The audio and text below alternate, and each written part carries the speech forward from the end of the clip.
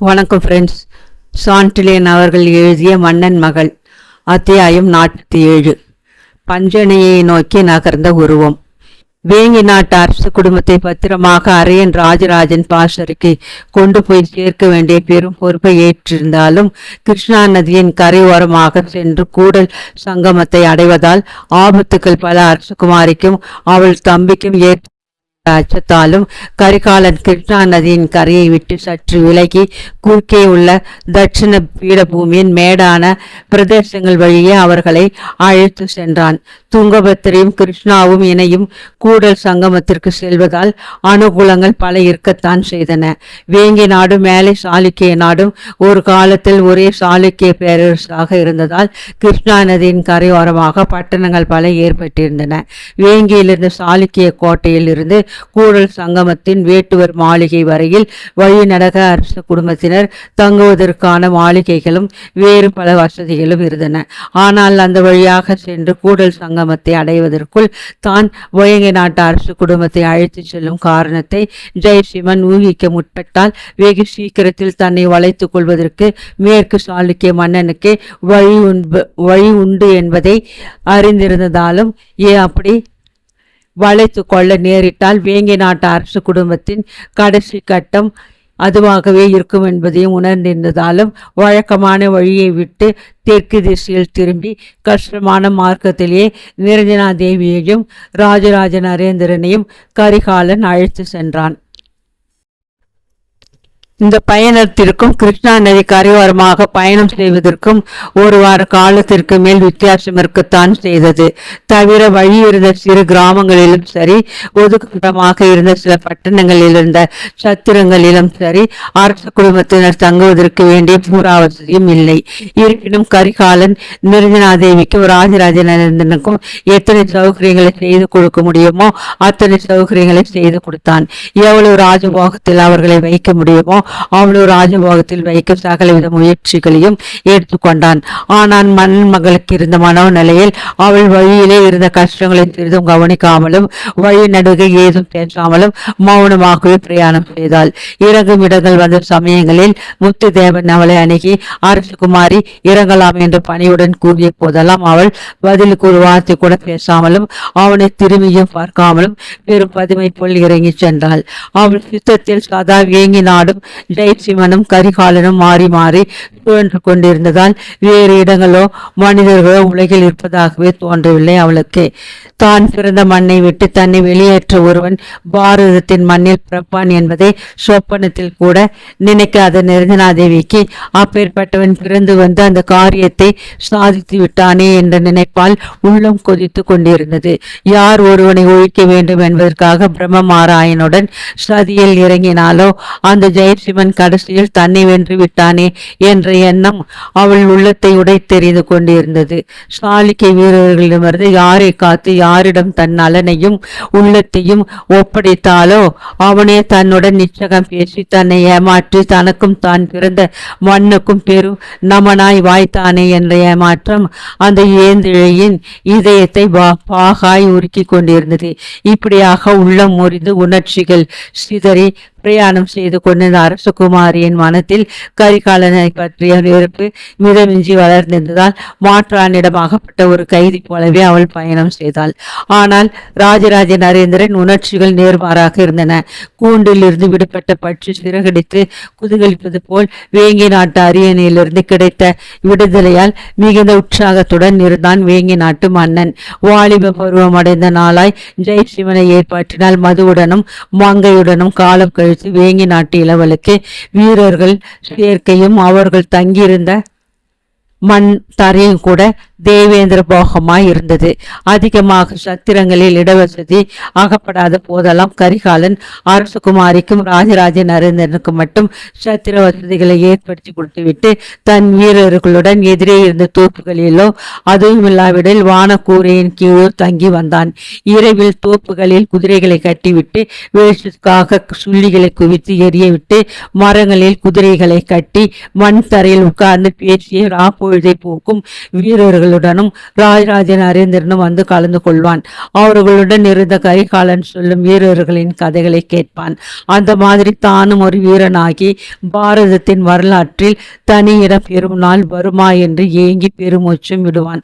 பொதுவில் வேங்கியில் இருந்த அரையன் ராஜராஜனுடைய பாசுரைக்கு அவன் பயணம் செய்த சுமார் 15 நாள்களுக்குள்ளாகவே தன் உணர்ச்சிகளில் பெரும் மாறுதல் ஏற்படுவதை கவனித்த வேங்கி நாட்டு மன்னனுக்கு மெல்ல கரிகாலனிடம் ஓரளவு குரு பக்தியும் ஏற்படவே செய்தது. கரிகாலனுடைய ஆழ்ந்த சாஸ்திர ஞானத்தை கண்ட ராஜராஜ நரேந்திரன் இவ்வளவு படிப்பும் நுண்ணறிவும் ராஜதந்திரமும் இத்தனை இள வயதில் கரிகாலனுக்கு எப்படி ஏற்பட்டன என்பதை நினைத்து நினைத்து வியப்படைந்தான். மந்திரத்தை விட மகா சக்தியுள்ள கரிகாலன் போதனைகள் ராஜராஜ நரேந்திரனை ஒரு புது மனிதனாகவே அடித்து கொண்டிருந்தன.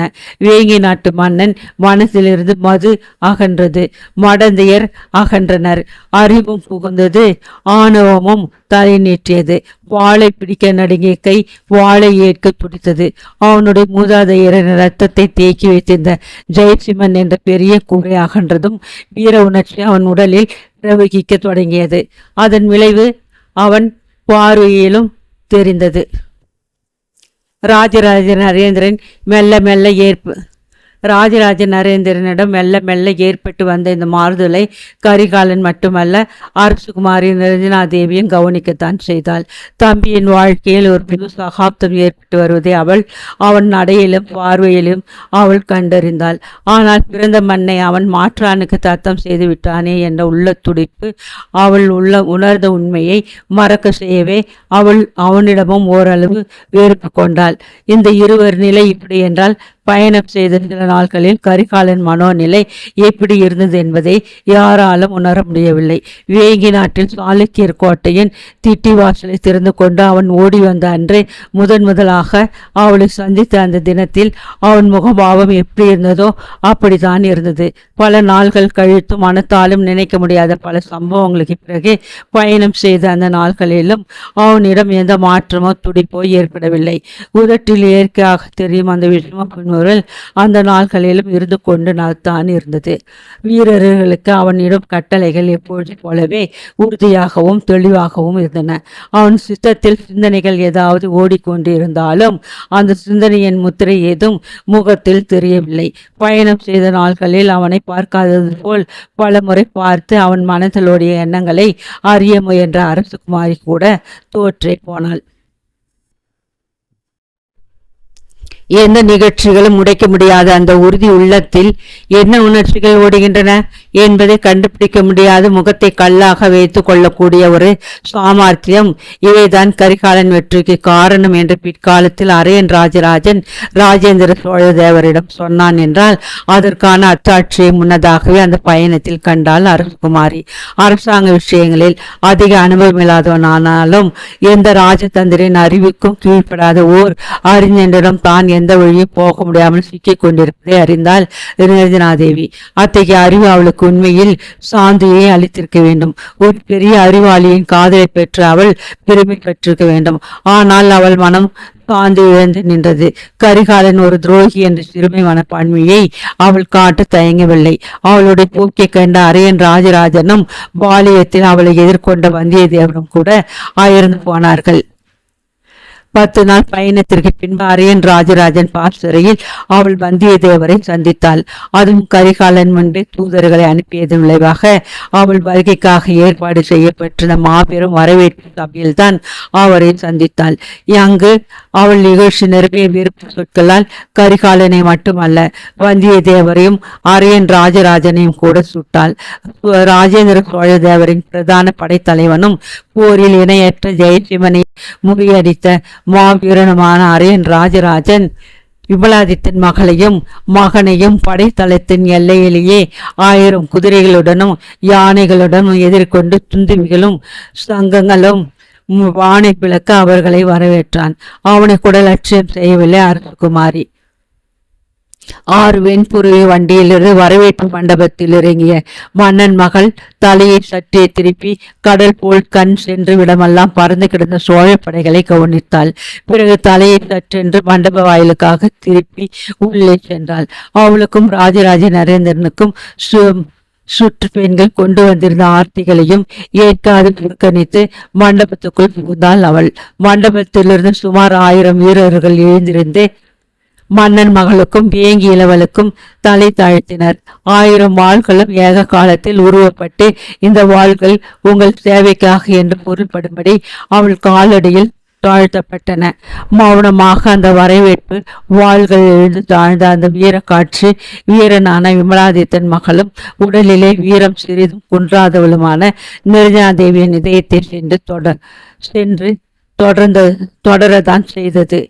தளராத அவள் பிடிவாதத்தை கூட அந்த காட்சி ஓரளவு தகர்த்து விடவே தனது மணிக்கரங்களை எடுத்து குவித்து சபையை வணங்கினாள் நிரஞ்சனாதேவி. பிறகு நடுவில் இருந்த வழிக்குள் நுழைந்து தாழ்ந்து பல வாள்கள் தன் கமல பாதங்களை தொட தம்பி பின் தொடர நடந்து சென்று தனக்காக பிரத்யேகமாக போடப்பட்டிருந்த ஆசனத்தில் அமர்ந்து பக்கத்தில் உட்காரும்படி ராஜராஜ நரேந்திரனுக்கு விழிகளால் சைகை காட்டினாள். அவள் முன்பாக பயபக்தியுடன் நின்ற வல்லவரையர் வந்தியத்தேவர் மற்ற படைத்தலைவர்களையும் வீரர்களையும் உட்கார சொல்லிவிட்டு விமலாதித்தின் திருமகளும் வேங்கி நாட்டு மன்னரும் விஜயம் செய்திருப்பதால் சோழ படைகள் இந்த பாசறை புனிதமடைந்திருக்கிறது. நீங்கள் இணங்கி வந்ததற்கு சோழ பேரரசர் சார்பாக எங்கள் நன்றி என்று முகமன் கூறினார். நிரஞ்சனாதேவியின் நீள்விழிகள் ஒரு முறை அந்த அவையை சுழாவி விட்டு கடைசியில் வந்தியத்தேவர் மீது நிலைத்தன. செம்பருத்தின் இதழ்களை போன்ற அவள் இதழ்கள் மெல்ல திறந்தன. செம்பருத்தியிலிருந்து தேன் சிதறும் என்று வள்ளுவரையர் எதிர்பார்த்தார். ஆனால் விஷம் தோய்ந்த நெருப்பு பொறிகள் உதிர்ந்தன. வந்தியத்தேவரே, எங்கள் வருகை குறித்து நீர் நன்றி கூற வேண்டியது எங்களுக்கல்ல, எங்களை சிறைப்படுத்தி இங்கு கொண்டு வந்துள்ள உங்கள் தூதருக்கு சேர்ந்தது. அவருக்கு கூறுங்கள் நன்றியே என்றால் அரசகுமாரி. சபையில் ஒரு வினாடி சலசலப்பு ஏற்பட்டது. அந்த சலசலப்பை ஒரே பார்வையால் அடக்கிய வந்தியத்தேவர் நிதானம் சிறிதும் தவறாத பார்வை ஒன்றை அரசகுமாரி மீது நிலைக்க செய்து, அரசகுமாரி, தூதர் வேங்கி நாட்டு நன்மையையும் உத்தேசித்துத்தான் தங்களை இங்கு அழைத்து வந்திருக்கிறார். அவர் மீது தாங்கள் சினப்படுவது முறையல்ல. தவிர தூதர்கள் என்ன செய்வார்கள்?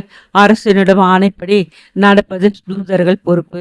இது தங்களுக்கும் தெரிந்தது தானே என்றார். எங்களை சிறைப்பிடித்து வர சொல்லி சோழ பேரரசர் உத்தரவிட்டாரா என்று வினவினாள் நிரஞ்சனாதேவி. மருமகனை தம்முடன் தங்க அழைத்து வருவதை சிறைப்பிடிப்பதென்று சொல்வதில்லையே அருள்குமாரி என்றார் வந்தியத்தேவர். அருள்குமாரி ஆசனத்தில் சற்று நிமிர்ந்து உட்கார்ந்து கொண்டு, தங்க கம்பிகளை போட்டாலும் சிறைதான் தேவரே. எங்கள் இஷ்ட விரோதமாக எங்களை இங்கு கொண்டு வந்ததை சிறை பிடிப்பது என்று சொல்லாமல் வேறெந்த பெயரிட்டு அழைக்க முடியும் என்று கேட்டாள். வந்தியத்தேவர் பக்கத்தில் இருந்த கரிகாலனை நோக்கினார். கரிகாலன், தேவரே, அரசகுமாரி சொல்வது தவறு. யார் இஷ்ட விரோதமாகவும் எதுவும் செய்யப்படவில்லை என்றான் பணிவான குரலில். அப்படியா என்றார் வந்தியத்தேவர். ஆமாம், வேண்டுமானால் வேங்கி நாட்டு மன்னரையே கேட்டு பாருங்கள் என்று கரிகாலன் சொன்னான். யாரும் கேட்கும் வரையில் காத்திராத ராஜராஜ நரேந்திரன் வந்தியத்தேவரை நோக்கி, தேவரே, என் சகோதரி பிறந்த மண்ணை இதுவரை பிரியாதவள். அதை பிரிந்த ஆத்திரத்தில் சொன்ன வார்த்தைகளை நீங்கள் தவறாக நினைக்க வேண்டாம். என் பூர்ண சம்மதத்துடனேயே நான் இங்கு வந்திருக்கிறேன். வேண்டுமானால் வேங்கிலேயே தங்கும்படி சகோதரிக்கு வேங்கி நாட்டு அவையிலேயே சொன்னேன். அவள்தான் என்னை விட்டு தனித்திருக்க இஷ்டமில்லாமல் வந்திருக்கிறாள். உண்மையில் நாங்கள் கரிகாலருக்கு மிகவும் கடமைப்பட்டிருக்கிறோம் என்றான். தம்பியின் வார்த்தைகளுக்கு பிறகு பேசுவதற்கு ஏதுமில்லாததால் அடுத்து நடந்த வரவேற்பு நிகழ்ச்சிகளில் சிறிதும் கலந்து கொள்ளாமலே உட்கார்ந்து கொண்டிருந்தாள் நிரஞ்சனாதேவி. வரவேற்பு முடிந்த பிறகும் அவள் மனத்தை விவரிக்க இயலாத எண்ணங்கள் எழுந்து தாண்டவமாடியதால் உணர்ச்சிகளை எங்கோ பறக்க விட்டு மரப்பாவை போல் அன்று முழுவதும் நடமாடி கொண்டிருந்தாள். எல்லோருக்கும் நிம்மதி அளிக்கும் இரவு கூட அவளுக்கு நிம்மதி அளிக்காததால் தன் அரை பஞ்சனையில் மெல்ல புரண்டு கொண்டிருந்தாள். கரிகாலனை நினைத்து வைக்கொண்டாள். உணர்ச்சிகள் அப்படி நிறைந்து நின்றதால் வார்த்தைகளை வார்த்தைகள் அவள் உதடுகளிலிருந்து இறைந்தே உதிர்ந்தன. அட பாவி, உன்னை ஏன் சந்தித்தேன் நான் என்ற சொற்கள் அறைக்குள்ளே எதிரொலி செய்தன. அந்த ஒளியை வெட்டியது கலகலவென்று திருப்புலி. அந்த ஒளி வந்த திசையை நோக்கி அரசகுமாரி ராஜகுமாரி பஞ்சனையில் சற்றென்று எழுந்து உட்கார்ந்தாள். வாசற்படியில் சிரித்து கொண்டிருந்த உருவத்தை நோக்கிய நிரஞ்சனாதேவியின் விழிகளில் வியப்பும் கோபமும் கலந்து தாண்டவமடின. யார் நீ என்று அதட்டி கேட்டாள் அரசகுமாரி. அந்த அதட்டலை அந்த உருவம் சிறிதும் லட்சியம் செய்ததாக தெரியவில்லை. சிரித்து கொண்டே அவள் பஞ்சனியை நோக்கி நகரவும் தொடங்கியது அந்த உருவம்.